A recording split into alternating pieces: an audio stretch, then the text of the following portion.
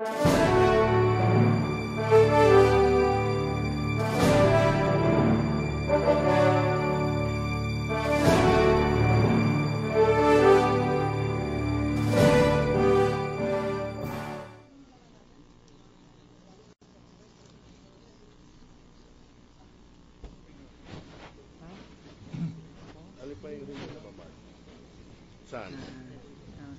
is it?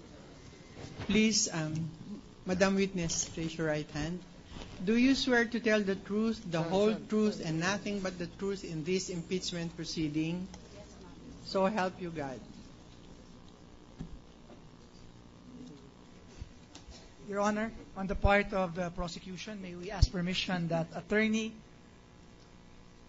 Cynthia Corazon Rojas be recognized to receive the testimony and later on to conduct cross-examination. Granted. Thank you. Before I proceed, Your Honor, I would like to invite the prosecution to admit the content for an admission of the substance of the testimony of the witness, which incidentally, Your Honor, also constitutes the purpose for which the testimony is offered.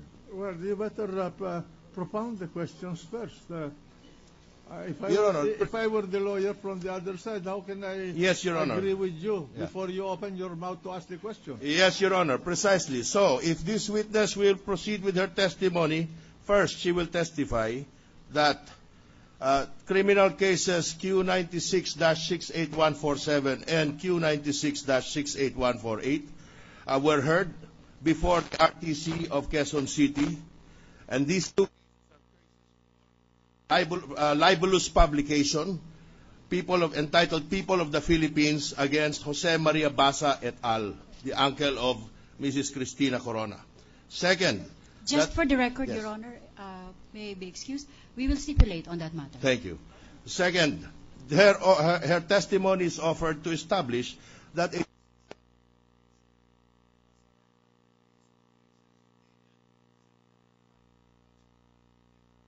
those are matters of record. We can even some of those things, just present them.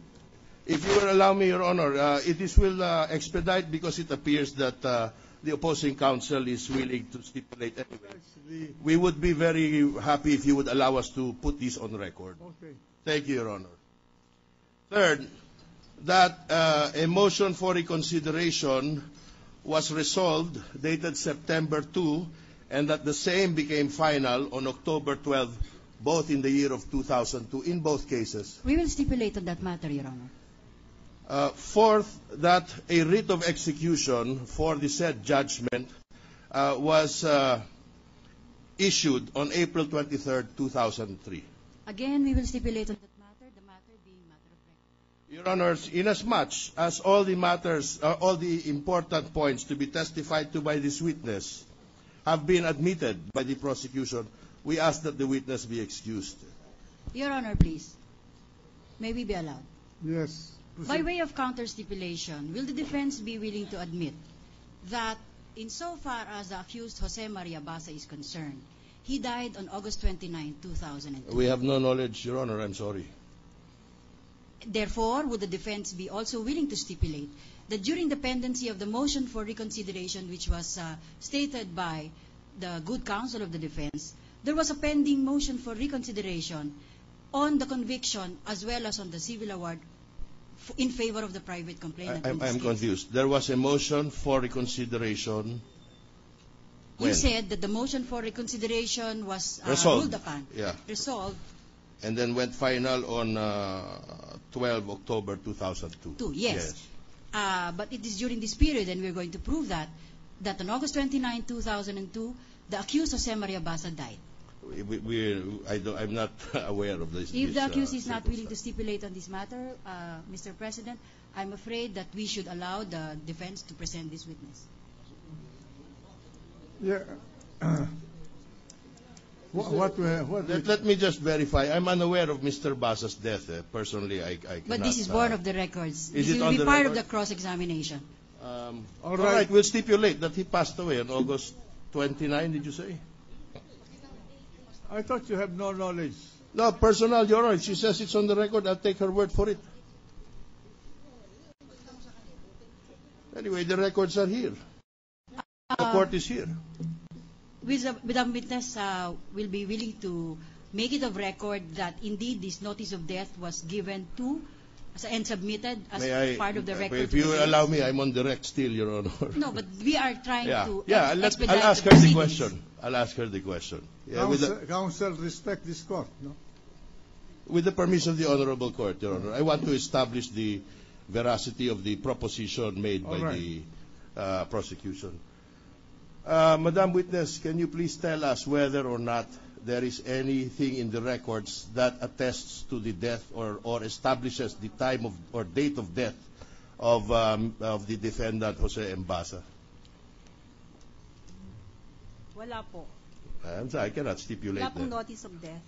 In which case, if there are no further questions on direct, may we be allowed to go directly to cross? On what, Your Honor? Because the witness is supposed to be here to testify on pertinent records pertaining to this case.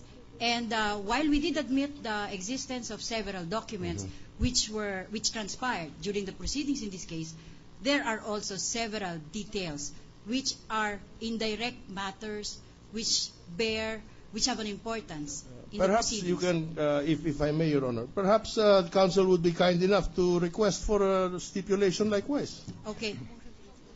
Maybe request, maybe. If you cannot stipulate, proceed to direct the questions to the witness. Thank you, Your Honor.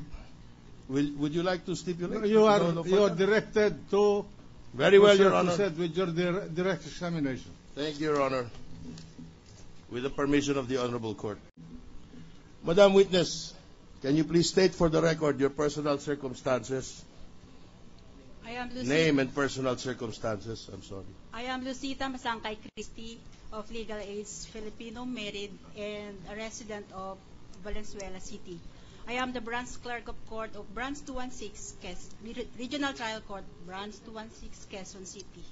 How long have you been the clerk of court of the Branch 216, Madam Witness? Since October 1999, sir. All right. Now, during your time as the clerk of court, are you still at court? Yes, sir. As clerk of court, Madam Witness, can you tell us whether or not you are familiar with criminal case numbers Q9668147 and Q9668148?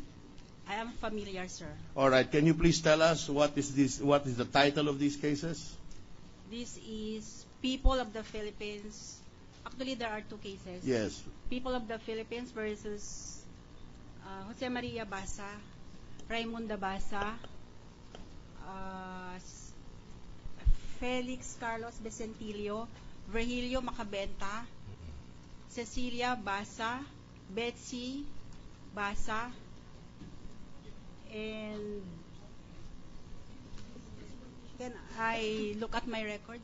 Sir? Your Honor, may we request that the witness be allowed to refer to the records? Granted. And Flor Maria Basa, Flor Maria Guidote Basa. Now, Madam Witness, can you please tell the Honorable Court what was the charge or the nature of the criminal cases? If I recall correctly, this should appear on the face of the pleadings. Your Honor, please, we already admitted that this is a libel case. All right. So there is no need for The that. court has Your Honor, may I proceed? Thank you. Please.